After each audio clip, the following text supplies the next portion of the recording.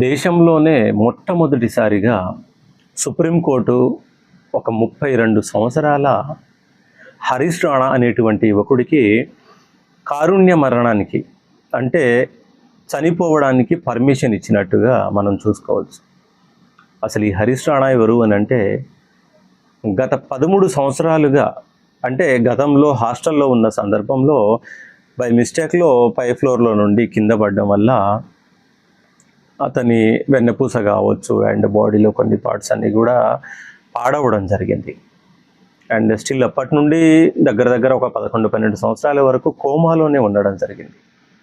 అయితే ఇదంతా చూస్తున్నటువంటి వాళ్ళ పేరెంట్స్ ఎవరైతే ఉన్నారో ఆ బాధనే మేము మాత్రమే కాకుండా తను కూడా అనుభవిస్తూ ఉన్నాడు. మా ఎదురుగా ప్రతిరోజు అట్లా చూస్తా మేము కూడా కుంగిపోతూ ఉన్నాము. కాబట్టి దయచేసి సుప్రీంకోర్టు పర్మిషన్తో తనకు చనిపోయేటువంటి ఆ పర్మిషన్ని ఇవ్వండి అని చెప్పేసి లాస్ట్ 3-4 సంవత్సరాల నుండి వాళ్ళు ప్రయత్నాలు చేస్తూ ఉన్నారు. ఈ సంవత్సరం రీసెంట్గా ఒక 1 వీక్ బ్యాక్ అది తీర్పు కూడా రావడం జరిగింది.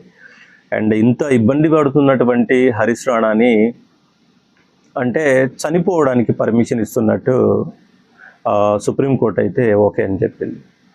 అయితే ఇందులో ఇంకొక ట్విస్ట్ ఏంటంటే 13 సంవత్సరాలు ప్రాణంతో పోరాడినటువంటి హరీష్ రాణా ఎవరైతే ఉన్నాడో చనిపోతూ కూడా అంటే అతని బాడీలో కొన్ని అవయవాలు దరిదాపులో ఒక 4 నుండి 5 మందికి మళ్ళీ పునర్జన్మని కల్పించే అవకాశం వచ్చింది.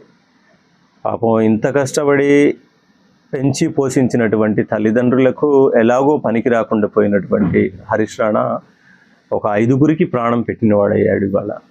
నిజంగా వాళ్ళ పేరెంట్స్ వర్షన్లో చూసుకుంటే నిజంగా బాధాకరం.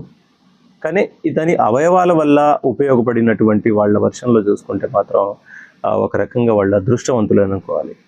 నిజంగా పేరెంట్స్ గురించి తలుచుకుంటే నిజంగా బాధేస్తోంది.